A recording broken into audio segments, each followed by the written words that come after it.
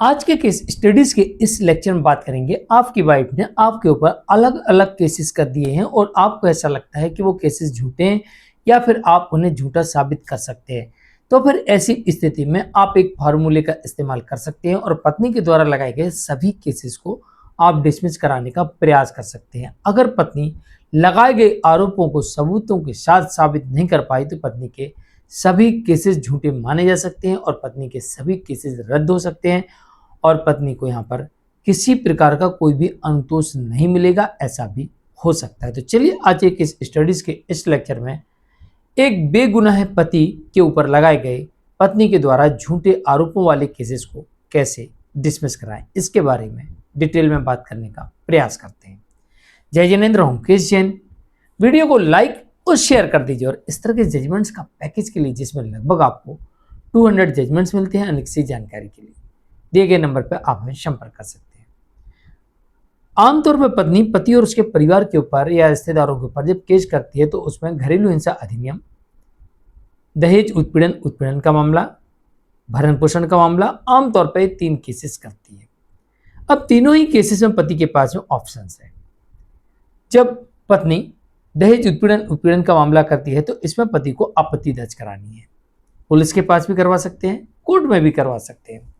दूसरी तरफ घरेलू हिंसा का मामला है, इसमें भी पति को आपत्ति दर्ज करवानी है।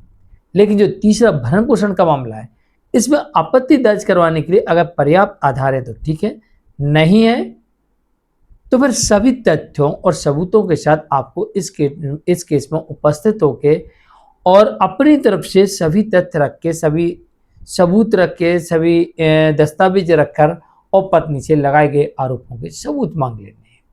तो तीनों ही केस में आपको आपत्ति लगाने का मौका मिलता है और अगर आप इनमें आपत्ति लगा देते हैं तो पत्नी यहाँ पर बुरी तरीके से फंस जाती है, क्योंकि अब पत्नी को लगाए गए आरोपों के सबूत देना पड़ेगा और अगर पत्नी लगाए गए आरोपों के सबूत नहीं देती है तो ऐसे केस को कोर्ट रद्द कर सकती है। जैसे कि दहेज उत्पीड़न का पुलिस री इन्वेस्टिगेशन, चार्जशीट जमा होने के बाद में डिस्चार्ज पिटीशन, चार्ज फ्रेम पर भी आप बहस कर सकते हैं और इसके अलावा चार्ज फ्रेम होने के बाद चार्ज अगेंस्ट रिवीजन और क्वेश्चन, इतने सारे ऑप्शंस आपको मिलते हैं। आप सभी ऑप्शंस को चुन सकते हैं और अगर आप एक के बाद एक क्रम में चलते हैं तो पत्नी के सामने एकमात्र विकल्प बचता है कि वो सबूत ला के दे, अन्यथा केस डिसमिस हो सकता है। इसी प्रकार से घरेलू हिंसा अधिनियम के अंतर्गत भी आने वाले मामले में जब आपको समन मिलता है तो आप समन लेने के बाद 30 दिन के भीतर आप सेशन में रिवीजन पेश कर सकते हैं या फिर उस केस में उपस्थित होकर आपत्ति दर्ज करा सकते हैं या फिर सीधे हाई कोर्ट में जाकर उसे क्वैश कराने का प्रयास कर सकते हैं। इसी प्रकार से भरण पोषण के मामले में जो कि सीआरपीसी की धारा 125 जो अब बीएनएसएस की धारा 144 में आता है, इसमें सीधे तौर पर आपत्ति नहीं लगती है, लेकिन हाँ उस मामले में लगती है जहां पर पत्नी एडल्ट्री में हो, रीमैरिज कर चुकी हो, कमाती हो, इन 3 और क्रोल्टी की हो, वो भी गंभीर रूप वाली।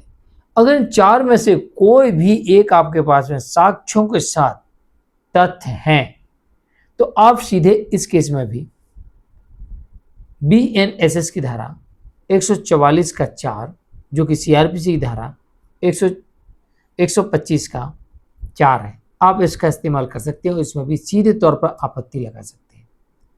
तो आपत्ति तीनों केसेस में लगाई जा सकती है, बस आपके पास में तर्क और तथ्य सबूत ये होना चाहिए और मामला झूठा है तो बिल्कुल ही डिसमिस होने की पूरी संभावना होती है। जानकारी कैसी लगी कमेंट में जरूर लिखिए, वीडियो को लाइक शेयर कर दीजिए। आज के लिए इतना ही, नमस्कार।